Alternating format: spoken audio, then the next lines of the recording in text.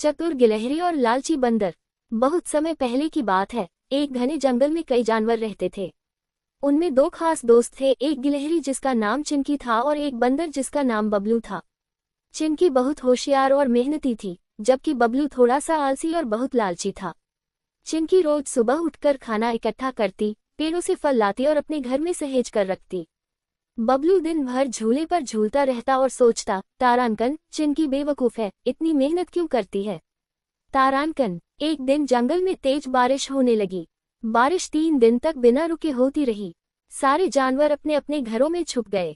बबलू के पास खाने का कुछ नहीं था, क्योंकि उसने कभी भी खाने की चीजें इकट्ठी नहीं की थीं।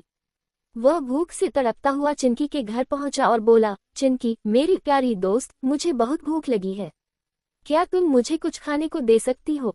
चिंकी को बबलू पर दया आए और उसने उसे कुछ मेवे और फल दे दिए।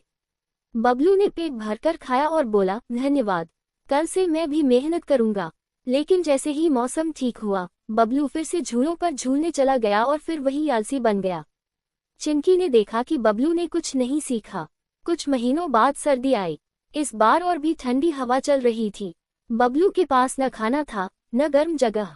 वह फिर चिंकी के पास गया, लेकिन इस बार चिंकी तैयार थी। उसने बबलू से कहा, बबलू, मैंने तुम्हारी पहली बार मदद की, लेकिन अगर तुम खुद कुछ नहीं सीखोगे तो कोई भी हमेशा तुम्हारी मदद नहीं कर सकता।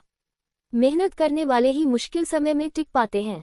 बबलू को अपनी गलती का एहसास हुआ। उसने माफी मांगी और वादा किया कि अब वह मेहनती बनेगा। उस दिन के बाद बबलू सच में बदल गया। वह चिंकी के साथ जंगल से खाना इकट्ठा करता, पेड़ पौधों की देखभाल करता और सर्दियों के लिए तैयारी करने लगा। सीख। मेहनत करने वाले ही असली समझदार होते हैं। आलसी और लालची लोगों को समय पर कोई मदद नहीं मिलती।